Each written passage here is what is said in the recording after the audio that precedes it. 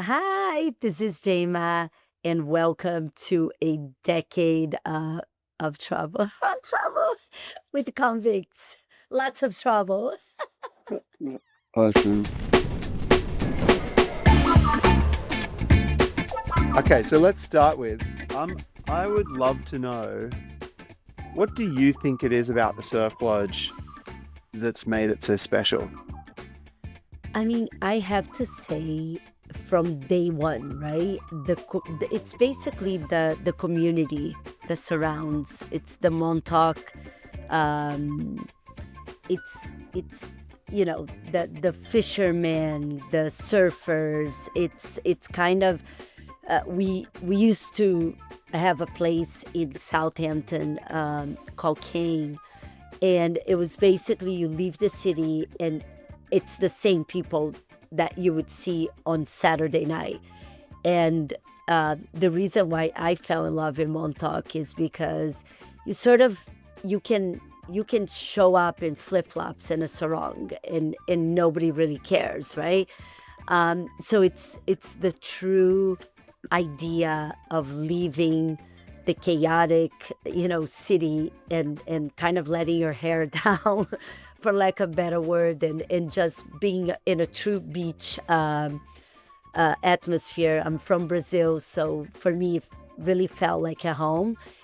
And then, from day one when we opened Surf Lodge, music was like super, super important to us.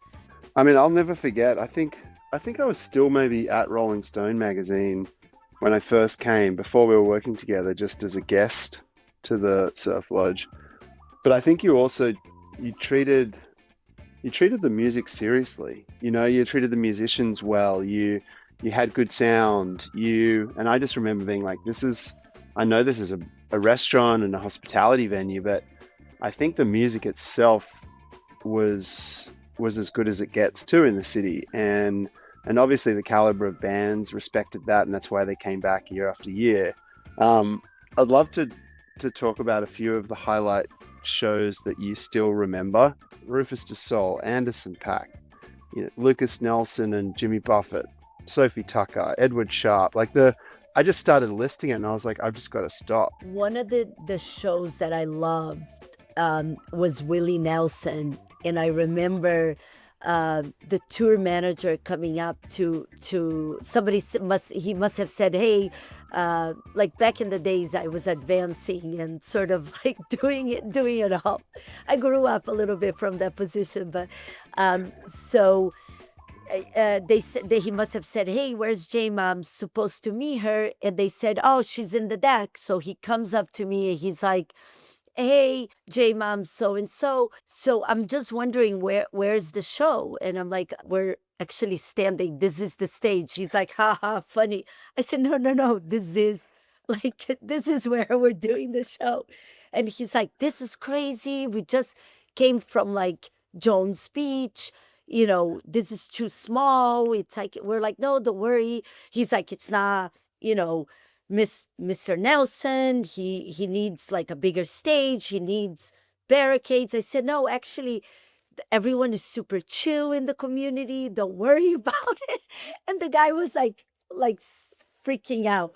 And like in fact, they pulled the buzz like into like the door, like right like where everybody enters the property, because they were like worried that it was gonna be too crazy. But and that was like a magical show for us, because it was like the first like real massive like stadium type acts, and it's somebody like we wanted it for a while. We had to do Lucas, like we had to earn his respect, so Lucas played for us for 2 years before we could have him. And then Jimmy Buffett, obviously, who's no longer with us, came in, and it was really magical. You've seen changes in the world, you've seen changes in politics, you've seen changes in New York City, recessions, all the things. And what I always found was like, music's that one of those things that just brings everyone together, makes everyone smile, makes them forget about the week they had. And I think the musicians kind of like felt that energy. at the surf lodge and would always say, you know, like it's in the end, it's not about the size of the venue. It's about the connection between the people and us and having a good time. And we just heard that over the years. I'll never forget actually Jimmy Buffett. And again, just kind of like to reinforce that attitude and that feeling that the musicians had. I was just chatting to him in the car park and talking about this, about music, and he was like, "Yeah, you can roll the camera. Just like let's talk about music, you know, and what's special about it." And I'll just never forget that. I have a question for you. When you were like a little girl in Brazil, did you know what you wanted to be when you grew up? I mean, it's funny. I wanted to be a doctor, and I have a human biology degree, sadly, which, in a way, I don't know that it's very effective. But I always wanted to be a doctor, so I moved here to go to school to be a doctor, to become a doctor. Um, like 1 year into my first semester, I decided I wanted to transfer. I went to a great school, Rutgers University in New Jersey. Um, it's where I was accepted, and I said to my mom, I've decided I'm going to move to the city, and I'm going to, apply to the school called Fordham, and they have a great program. And she said,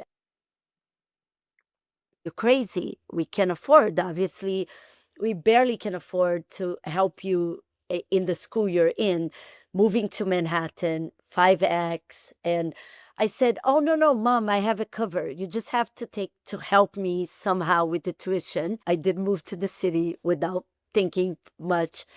And I had to get like 3 jobs. I had to like do coat check. I tried to lie that I was a bartender and I got fired the same day. Mhm. I managed.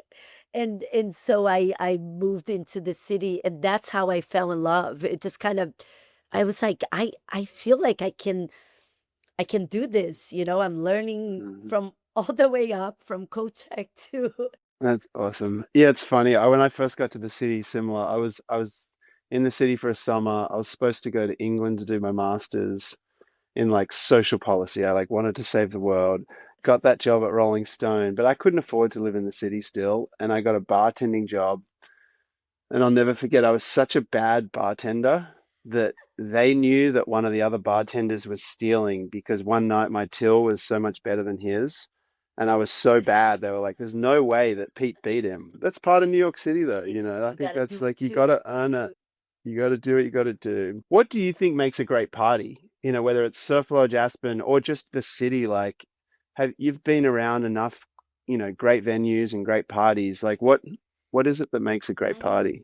Like to me, couple things, right? I think the people, that the guests that you're inviting, the music sort of dictates the guest as well. And it's, I think that the people, the teammates, we are so lucky. I have worked with, and you know a lot of them, but like Remy, our bartender, Candice, Omar, my second son, um, they literally make people feel like $1 million, right? So you go to the bar and it's like they haven't seen Remy for a year. Remy gets out of the bar, he hugs people. It's like that sort of, you know what I mean? You might be having a bad day, you might be having a great day. You show up at Surf Lodge, and like our teammates are like, "Hey Pete, how are you? How have you been? How's Bugs?" How, like, they generally care. It's really a team effort. It really is. And it's there's a lot of pieces to, even when you do it at your house party, like knowing, like, too loud, not loud enough, or like the vibe or the cocktails, they all sort of come together. It's less about, I've seen people build the most insane $50 million venues, and you walk in and there's like no soul. You see a lot of those in Vegas, and people are like, "Why is this not working?" We have the biggest DJ because it's just we're paying crazy money, but it's not the same, right? It might even be super busy. It just doesn't have like that soul that sort of glues together. And that's why even when we do pop-ups, right, for our basil, which we've done it some with you, or we've even done one in Australia, we always try to send at least 4 teammates, so that when you're walking in, you're basically recognizing like the people, like that warm. What's your tips to someone walking up to the velvet rope at any club around the world? Like, how does someone get into a club? I mean, I think it's like, like, I think people's perception, right, is that like I'm judging what they look like, what they're like. It's I think it's less about, especially nowadays, it's like to me, it's like if we have a talent, I need the fans. The fans are the most important to me, because the minute that you have the 30 right in front of it, changes. Like we have Kate Renata this Saturday, and I know because like we've worked with him a lot, that he's not gonna perform as good if the people are not like vibing and know he's, or even Lauryn Hill, right? Like if you don't know her words, she tests, she builds. So for me, the fan base is like super important. I want to make sure that when I curate the room, it's like you're a true fan. Go up to and be nice about it. Like people, a lot of times people will just drop names. I know this. They tell me they know Jayma. Like I know Jayma. I'm on the list. I'm on this. I'm that. I'm like, it's okay. Like we're happy to let you in. Please come in. You don't need to drop all these names and say who you know, what publications you work for. It's like, are you gonna add something to this room that is going to make our party special? That's what we're looking for. Historically, when you show up with like 5 or 8 guys, you start drinking, you see a pretty girl, you hit on the girl, maybe the girl happens to be on a table next to you with her husband or boyfriend. And if the guy is jealous, he's not gonna like. So it's like, I like to balance the room in a way. So if you're a party of 8, break it up, show up 2 at a time. I'm always like it's not that difficult. You see them like all coming in together in the parking lot. It's like, hey guys, it's like a sausage party. Like just break it up, because they're all like 8 good looking guys, but like, and we want good looking boys because girls also want, the boys. But it's like, don't show up with 8 boys at the door. They're not going to be interested. Like, nobody is going to be interested. So break it up. Take 4 different Ubers. Go little by little. 2 guys, not a problem. 3, too many. Okay, so I'll say 3 things. You have to marry 1, kill 1, and fuck 1. Okay? The first, New York City, Aspen, Montauk. I guess marry Aspen, kill New York City, only because I'm moving, but I love New York. I'm moving to Miami because of my son's school, so I guess we could kill New York.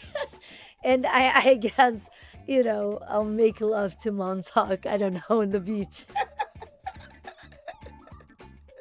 Oh, that's awesome. I was going to make you do Ronnie, Dylan, and Lincoln, but I won't do that today. Yeah. Oh, and Dylan would be so upset if I didn't pick him for, what. Have a great summer. Congrats on the 10 year. Thank you. Appreciate it. Big kiss. Bye. See ya.